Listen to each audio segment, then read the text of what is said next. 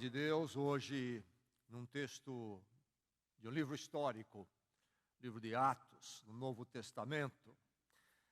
Atos, o livro que conta a história dos discípulos de Cristo, então da igreja, depois da morte, ressurreição e ascensão de Jesus Cristo. O que aconteceu?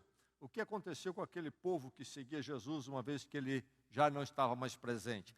O livro de Atos nos narra como é que a igreja nasce, como é que ela se desenvolve. Nós vamos ler um trecho no capítulo 16 de Atos. Atos depois dos evangelhos, Mateus, Marcos, Lucas, João, Atos. Vamos ler a partir do verso 16, o nosso foco, uma narrativa muito interessante, até intrigante, mas também com alguns aspectos que chocam e também alguns aspectos ternos aqui. Atos 16, de 16 a 36. E nós temos aqui, então, a narrativa do livro de Atos. Deixe-me ler no verso 11, um pouco ainda, 11 e 12, apenas para lembrarmos aqui o contexto. O apóstolo Paulo está na sua chamada segunda viagem missionária. O livro de Atos nos narra 3 viagens missionárias que o apóstolo Paulo realizou e fundou igrejas nessas viagens em diversas partes e cidades fora de Israel. E diz assim, na segunda viagem missionária, é esse momento que o verso 11 nos narra. Vamos ouvir a palavra de Deus então, e vamos recebê-la, que ela abençoe cada coração aqui nesta noite. A narrativa, o verso 11 diz: partindo de Troade, navegamos diretamente para Samotrácia, e no dia seguinte para Neápolis. Dali, partimos para Filipos, na Macedônia, que é colônia romana e a principal cidade daquele distrito. Ali ficamos vários dias. Aí está o contexto. Eles estão em Troade. Troade seria na Turquia hoje, Troade um porto à beira-mar. E ali Deus intervém nos projetos de Paulo e ele então é redirecionado para essa direção que ele toma aqui, ele com seus companheiros, e ele vai para o porto de Neápolis, então do outro lado ali do mar, e Neápolis, perto de Filipos, que ficavam na Macedônia. Macedônia seria parte da Grécia hoje. Então Paulo deixa ali a região que chamaríamos de Turquia agora, e desembarca na Europa, Grécia já é Europa. Então agora nós temos o primeiro momento quando o evangelho foi pregado pela primeira vez na Europa. Isso se deu na cidade de Filipos, onde eles estavam e ficaram muitos dias, segundo a narrativa do verso 12. E agora o verso 16, então eles estão em Filipos. Certo dia, indo nós para o lugar de oração, encontramos uma escrava que tinha um espírito, pelo qual predizia o futuro. Ela ganhava muito dinheiro para os seus senhores com adivinhações. Essa moça seguia a Paulo e a nós, gritando: estes homens são servos do Deus Altíssimo e lhes anuncia o caminho da salvação. Ela continuou fazendo isso por muitos dias. Finalmente, Paulo ficou indignado, voltou-se e disse ao Espírito: em nome de Jesus Cristo eu lhe ordeno que saia dela. No mesmo instante o Espírito a deixou. Percebendo que a sua esperança de lucro tinha se acabado, os donos da escrava agarraram Paulo e Silas e os arrastaram para a praça principal diante das autoridades. E, levando-os aos magistrados, disseram: estes homens são judeus e estão perturbando a nossa cidade, propagando costumes que a nós, romanos, não é permitido aceitar nem praticar. A multidão ajuntou-se contra Paulo e Silas E os magistrados ordenaram que se lhes tirassem as roupas e fossem açoitados. Depois de serem severamente açoitados, foram lançados na prisão. O carcereiro recebeu instrução para vigiá-los com cuidado. Tendo recebido tais ordens, ele os lançou no cárcere interior e lhes prendeu os pés no tronco. Por volta da meia-noite, Paulo e Silas estavam orando e cantando hinos a Deus. Os outros presos os ouviam. De repente houve um terremoto tão violento que os alicerces da prisão foram abalados. Imediatamente todas as portas se abriram e as correntes de todos se soltaram. O carcereiro acordou e, vendo abertas as portas da prisão, desembainhou sua espada para se matar, porque pensava que os presos tivessem fugido. Mas Paulo gritou: não faça isso, estamos todos aqui. O carcereiro pediu luz, entrou correndo e trêmulo, prostrou-se diante de Paulo e Silas. Então levou-os para fora e perguntou: senhores, que devo fazer para ser salvo? Eles responderam: creia no Senhor Jesus e serão salvos você e sua casa. E pregaram a palavra de Deus a ele e a todos os de sua casa. Naquela mesma hora da noite, o carcereiro lavou as feridas deles. Em seguida, ele e todos os seus foram batizados. Então, os levou para sua casa, serviu-lhes uma refeição e, com todos os de sua casa, alegrou-se muito por haver crido em Deus. Quando amanheceu, os magistrados mandaram os seus soldados ao carcereiro com esta ordem: soltem estes homens. Soltem estes homens. O carcereiro disse a Paulo: os magistrados deram ordens para que você e Silas sejam libertados. Agora podem sair, vão em paz. Ouvimos a palavra do Senhor. A noite. A noite é um título de um livro breve, escrito por um judeu chamado Elie Wiesel, já falecido alguns anos atrás. Na adolescência, ele acabou num campo de concentração. Era judeu e foi levado ao campo de concentração, e nesta prisão, caminhando para essa prisão, foi separado dos seus pais, ficou ali adolescente, sozinho, no campo de concentração. E à noite, este livro que ele escreveu, aliás, o Wiesel recebeu até o Prêmio Nobel da Paz, mas esse livro breve que ele escreveu conta um pouco das agruras e as dores de viver ali no campo de concentração e o que ele observou, e entrando em questionamento: onde está Deus em tudo isto? E ele então intitula à noite esse período e essas experiências, muito apropriado. Há momentos das nossas vidas que nós podemos dar o nome de noite.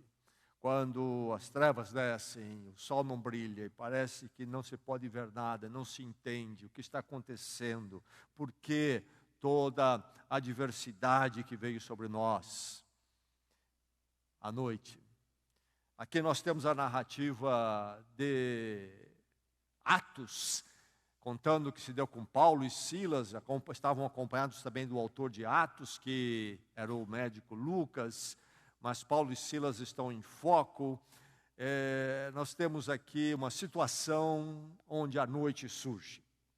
A noite surge literalmente, a noite física, mas também a noite existencial da dor, das questões, do sofrimento, das incertezas. Paulo está na sua segunda viagem, como já falei, Esta viagem se deu entre 49 e 52 depois de Cristo. A 47 e 48, a primeira viagem, depois então a segunda entre 49 e 52. Por volta de fim de 49, começo de 50, provavelmente, ele está aqui em Filipos quando tudo isso se dá. Essa viagem missionária de Paulo, viagem longa, parte da Antioquia, e ali então, não muito longe de Jerusalém, mas para aquela região, e vai chegar então o que chamamos de Grécia hoje, por volta de 1.200 quilômetros percorridos por ele e seus companheiros. Mas enfim, ele agora chega em Filipos nesta fase da viagem missionária, e se dá o que nós ouvimos aqui. E nós vemos que chega a noite, e chega particularmente à meia-noite para Paulo e Silas. Momento difícil. E esse texto nos coloca entre duas meia-noites. Duas meias-noites. Noite. E a meia-noite, que seria o momento mais grave da noite. E meia-noite, o pico daquilo que chamamos de noite física, e meia-noite como uma metáfora para o dia, ou o momento da nossa vida, onde as coisas são mais difíceis. Então, meia-noite é quando esses momentos estão mais graves, mais desafiadores e preocupantes. Aqui está Paulo e Silas nesse momento. Os donos da escrava agarraram Paulo e Silas. E os arrastaram para a praça principal diante das autoridades. Os magistrados ordenaram que eles fossem despidos e açoitados. E os lançou no cárcere interior. Entende-se até que poderia ser a parte subterrânea.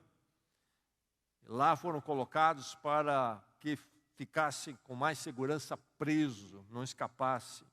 E tiveram inclusive os pés acorrentados ao tronco, para não fugirem. Momentos como esse em nossas vidas surgem. Momentos quando tudo parece estar desencaminhado, e problemas que não têm solução, e adversidades, oposição, dúvidas sobre o amanhã. Meia-noite, ela bate em nossas portas. Agora, toda meia-noite é um momento de introspecção. É um momento quando nós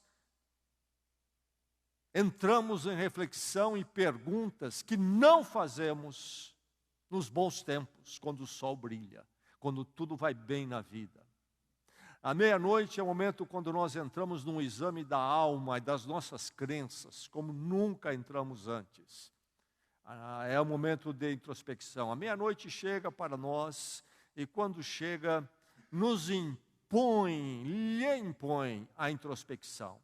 As perguntas que o ser humano evita, e enquanto o sol brilha, não é meia-noite, o ser humano se envolve com tantas coisas, e elas se tornam anestésicos e evitam que eles entrem em verdadeira reflexão, as perguntas basilares da vida, e vão levando num nível mais comum, alto, não muito profundo. E essas perguntas, essa reflexão evitada nos tempos bons, onde parece que no tempo quando parece que tudo está sob controle, essas perguntas estão lá, e elas vão surgir quando a meia-noite chegar, o cárcere vir. Lá estão eles então presos em Filipos, uma colônia romana, uma cidade que tinha o status de colônia romana. Esta cidade foi fundada por Filipe II, na Macedônia, no 4º século a.C., e Filipe II da Macedônia, o rei ali então da Macedônia, foi pai de Alexandre o Grande, conquistador grego. A cidade tem o nome de Filipos, exatamente em homenagem a ele, Filipe. Mas depois, todo aquele Império Romano que o filho dele cria, Alexandre cria, cai. Os romanos é que tomam o poder ali, então nas regiões do mundo, inclusive conquistam esta região. Perto de Filipos acontece uma batalha crucial da história romana. Júlio César havia sido assassinado, e então o seu filho, os seus herdeiros, aliás, Marco Antônio e Otávio, travam uma batalha contra os dois que estão se levantando para tomar o poder, e Cássius e Brutus, e a batalha acontece ali em 44 para 42, e eles vencem, e então eles liberam uma parte do exército para tomarem conta dessa cidade e morarem ali agora como civis. E por isso a cidade recebe esse status de colônia romana. Isto é, seria como uma pequenina Roma. Ali eles tinham privilégios que outras cidades conquistadas não tinham. Uma vez que colocaram ali, os ex-soldados romanos deram à cidade o status de colônia romana. Enfim, aqui estão eles presos dessa cidade. À meia-noite vem, foram açoitados, estão em terra estranha, estão na cadeia. Que meia-noite? Que meia-noite profunda, difícil. Como é meia-noite esse momento deles? Esse momento quando a introspecção vem, gostemos ou não. As perguntas vão surgir, aquelas que eu não quis buscar a resposta, eu achei que não precisava delas, agora vem. Me faz lembrar o poema de Carlos Drummond de Andrade. E agora, José? E agora, José? O poema diz: e agora, José, a festa acabou, a luz apagou, o povo sumiu, a noite esfriou, e agora, José? Está sem mulher, está sem discurso, está sem carinho, já não pode beber, já não pode fumar, cuspir já não pode, a noite esfriou, o dia não veio, o bonde não veio, o riso não veio a utopia, e tudo acabou, e tudo fugiu, e tudo mofou. E agora, José? Com a chave na mão, quer abrir a porta. Não existe porta. Quer morrer no mar, mas o mar secou. José, e agora? Sozinho no escuro, qual bicho do mato, sem teogonias, sem parede nua para se encostar, sem cavalo preto que fuja a galope, você marcha, José, José, para onde? Mais cedo ou mais tarde haveremos de ter que enfrentar as perguntas basilares. Meia-noite faz isso conosco. Mas, ao fazer isso conosco, elas se tornam momentos de grande sabedoria. A verdade é que nós não aprenderemos, dificilmente aprenderemos as maiores verdades espirituais quando é dia. Nós aprenderemos essas verdades quando a noite chega, particularmente à meia-noite. Somos levados ao verdadeiro refletir e pensar. Agora, encontramos aqui duas meias noites. Qual a diferença entre elas? O que é definidor, que separa dois tipos de meia-noite, é o fundamento. É o fundamento. Nós temos aqui a meia-noite de Paulo, e nós temos aqui a meia-noite dos presos, particularmente também a noite do carcereiro. A meia-noite de Paulo, a meia-noite do carcereiro. Duas meias-noites totalmente distintas. Qual é a diferença? O que define uma define a outra? O fundamento. O fundamento. E veja a implicação. Nós vamos encontrar numa meia-noite, numa delas, a estabilidade. E na outra nós vamos encontrar o desespero. Aí está, então, o carcereiro e Paulo e Silas. Duas meias noites. O fundamento é a diferença. Qual é o fundamento de Paulo, de Silas? Diz aqui que eles cantavam um hino a Deus. Hinos, aliás, a Deus. Veja só, eis a grande diferença. E vamos encontrar então Paulo e Silas atravessando a meia-noite. E que meia-noite, mas com estabilidade. Encontramos o carcereiro em toda a sua condição privilegiada, no desespero. Nós precisamos, então, nesse texto aqui, nesta noite, quando pensamos que podemos estar entre duas possibilidades de meia-noite em nossas vidas, precisamos atentar para a meia-noite de Paulo e Silas. A grande diferença que está na vida deles e que pode ser nossa. Quando a meia-noite chegar, a onipresença é o refúgio. O refúgio para o coração e a alma é o conhecimento do Deus onipresente. O carcereiro, como os filipenses, seguiam os cultos pagãos, adoravam Apolo, buscavam lá as revelações de Piton.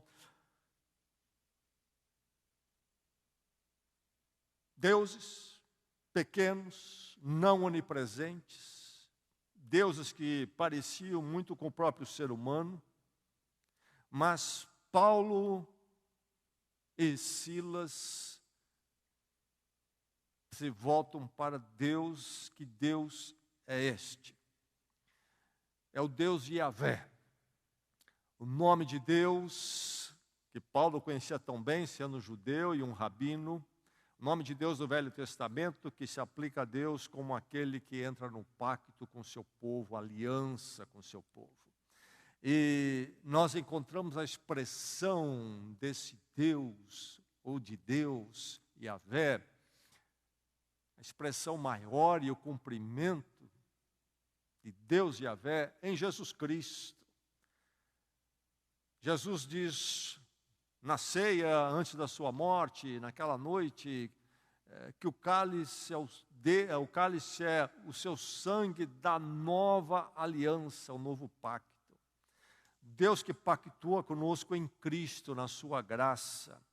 O Deus, então, de todo poder e glória transcendente, que nada tem de humano, é criador do ser humano. É esse Deus que desce até nós, para pactuar conosco, não nos nossos méritos, mas os méritos dele mesmo por nós em Cristo na cruz, e é selado o pacto conosco.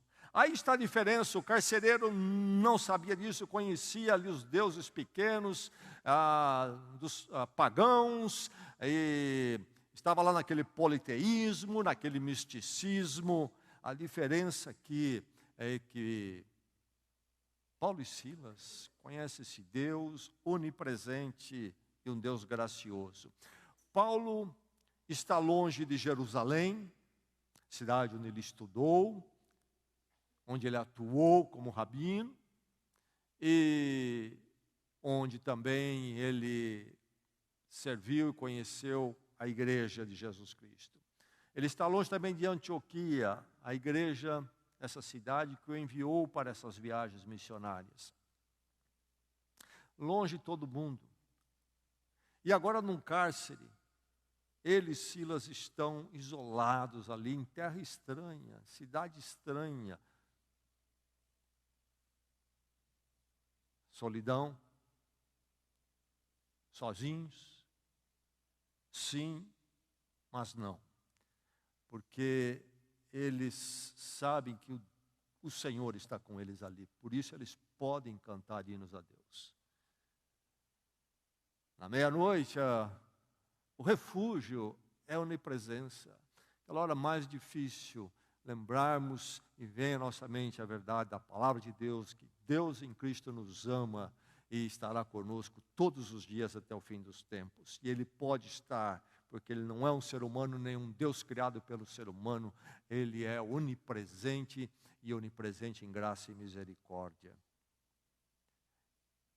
E o que é que pode nos sustentar então nesta hora? Aqui está Paulo e Silas. Qual é o sustento deles? O sustento deles é a devoção, é o culto, é o buscar a Deus. Estavam orando e cantando hinos a Deus, diz a narrativa. Doloridos, tremendamente machucados, porque tinham sido condenados ao açoite, conforme as leis romanas. E depois a narrativa vai nos esclarecer que Paulo foi açoitado injustamente porque ele tinha cidadania romana, ele não poderia ter sido açoitado. Mas na precipitação, os juízes ali, os pretores, condenaram ele ao açoite, e esse açoite arrebentava com a pele, e eles estão na cadeia, é meia-noite, em dor, é meia-noite, preso, é meia-noite. Mas estavam orando e cantando hinos a Deus. Para onde é que se pode ir quando a meia-noite chega? E agora, José? Tudo se foi, e agora? Deus não se foi. Deus não está em Jerusalém, ou isto é, não ficou em Jerusalém apenas. Deus não se isolou em Antioquia, onde a igreja que os enviou estava. Deus estava em Jerusalém, Deus estava em Antioquia, mas Deus estava em Filipos com ele naquela cadeia. Por isso cantavam hinos a Deus.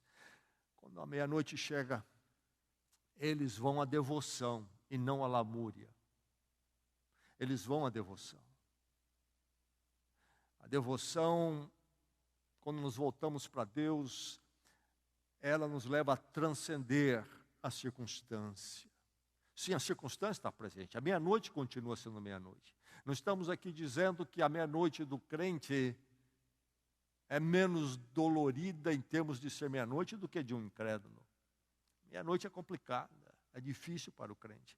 Mas sobre ela, ele tem essa transcendência do Deus que ele pode buscar além e acima da circunstância e se agarrar a Ele e esperar nele. A devoção na meia-noite nos resgata inclusive do trágico. O ser humano é fadado ao trágico. A tragédia é o fim, acabou, não há mais nada. Mas a devoção nos liberta disto. A devoção nos sustenta. O que é que sustentava eles ali? Era a devoção, o culto. Cantavam, oravam, hinos a Deus. À meia-noite, lembre-se, sustenta a devoção. E é um grande momento para o testemunho. Testemunhar é devido. Os outros presos ouviam, enquanto eles cantavam. E você fica imaginando, né? Paulo e Silas, daquela cadeia, inventaram de cantar e orar. E os presos ali ouviam, talvez curiosos, talvez até no tédio daquele lugar, na tristeza daquele lugar, sentiram, opa, chegaram dois aqui que vão nos entreter nessa noite. Mas eles ouviam. Bem ou mal, estavam ouvindo, entendendo ou não, estavam recebendo as verdades. O carcereiro, tudo indica no texto que também deve ter ouvido muito sobre a fé de Paulo e Silas. Meia-noite é uma experiência onde o testemunhar é devido, é oportuno.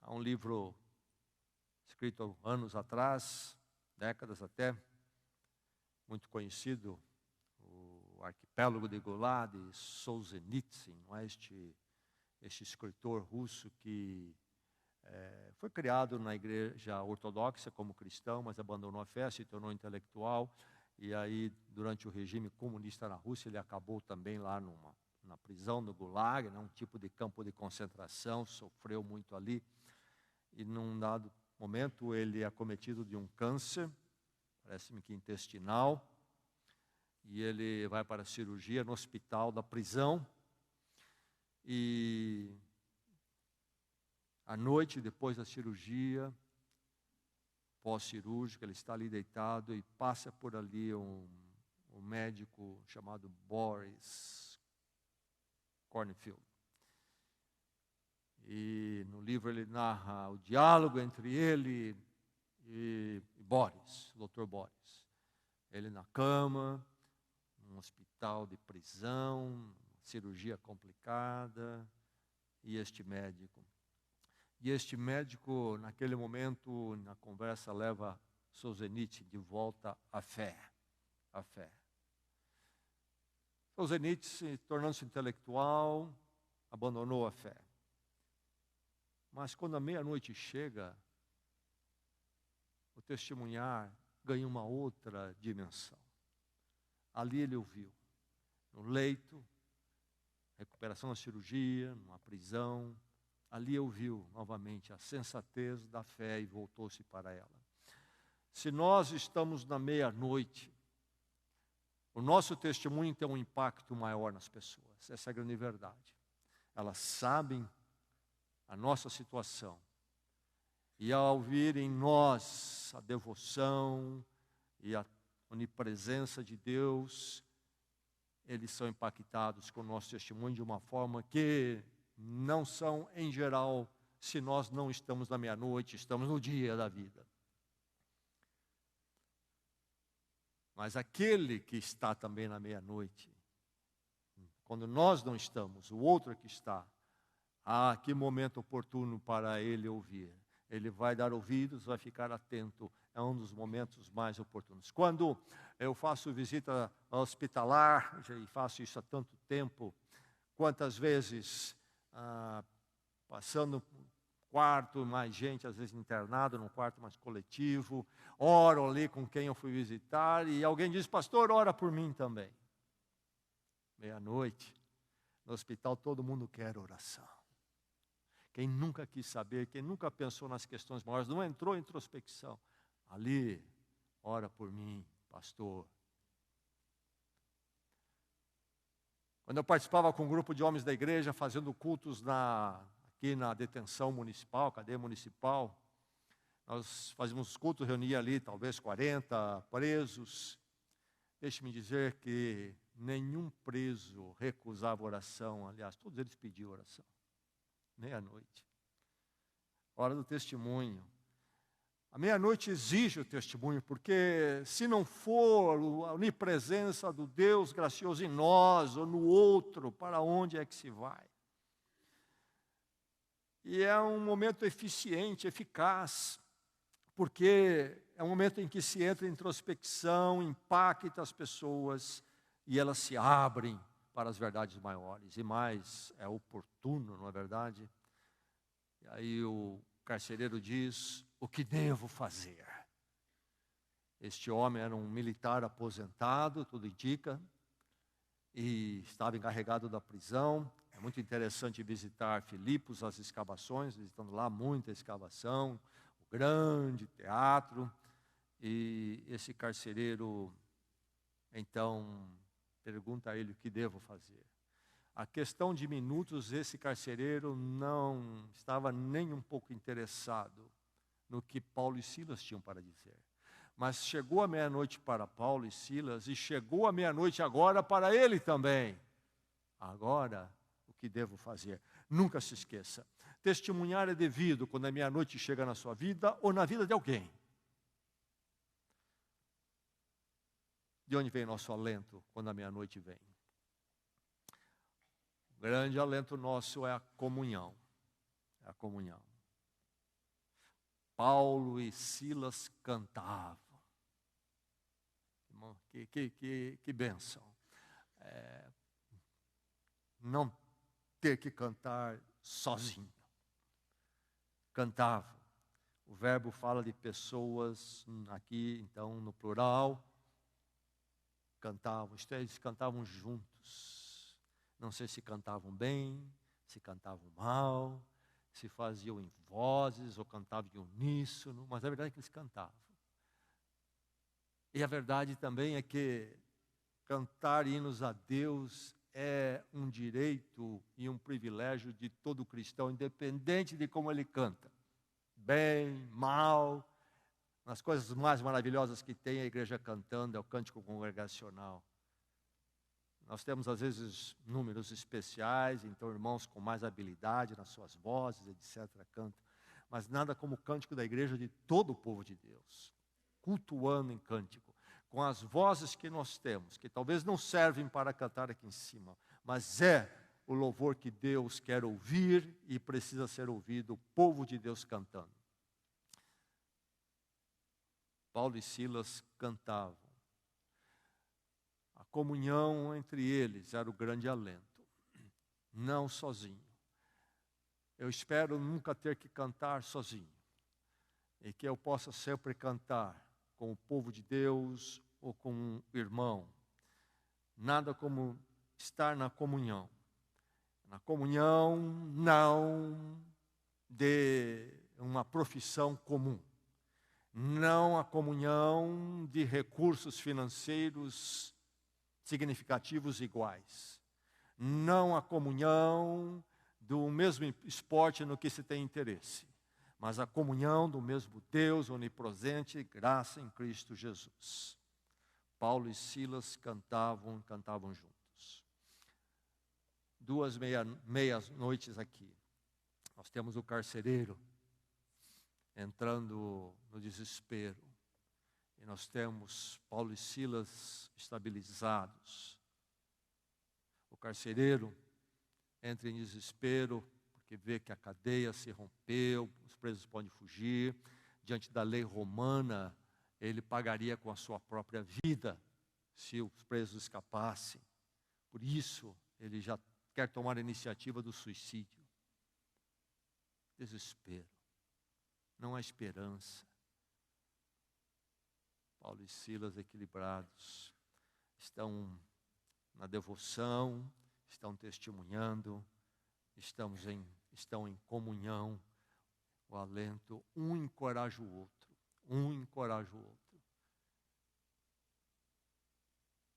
Nós temos os nossos dias, não é? Os nossos celulares. E há recursos como o tão conhecido WhatsApp. E como nós usamos o WhatsApp?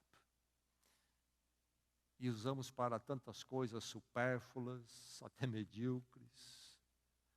Meu irmão, eu e você podemos usar para uma grande bênção, levar o alento da comunhão àquele que está na meia-noite, e não fazemos isto. E às vezes, apenas 2, 3 frases.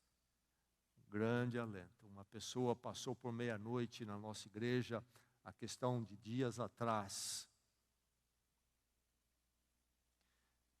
E ela depois disse: fiquei surpresa e fui tremendamente fortalecida e abençoada com o número de mensagens que eu recebi. Gente que eu nem esperava. Membros da igreja com os quais eu nunca conversei. Comunhão é o alento. Paulo e Silas encorajavam um ao outro, davam força um ao outro. À meia-noite, para o discípulo de Cristo, salvo em Cristo Jesus, é um momento difícil. Não é mais fácil em termos das agruras do que para um outro. Mas é diferente. É diferente. E se não for essa diferença, para onde é que nós vamos quando a meia-noite chegar? Por isso que o hino antigo canta: mais perto quero estar, meu Deus, de ti. Ainda que seja dor, que me una a ti. Sempre hei de suplicar, mais perto quero estar, meu Deus, de ti. Nenhum de nós quer a meia-noite, nem um crente é ordenado a procurar meia-noite. Pelo contrário, clamamos a Deus que elas não venham. Mas sabe, se vierem, que elas possam nos unir mais a Deus. Porque se elas não nos unirem mais a Deus, entraremos na noite do carcereiro, a noite do desespero, a noite triste, a noite das decepções e do fim.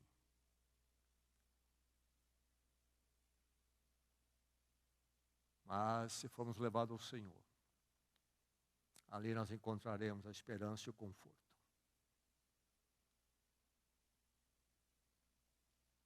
Sempre hei de suplicar, mais perto quero estar, meu Deus, de ti. Vamos orar.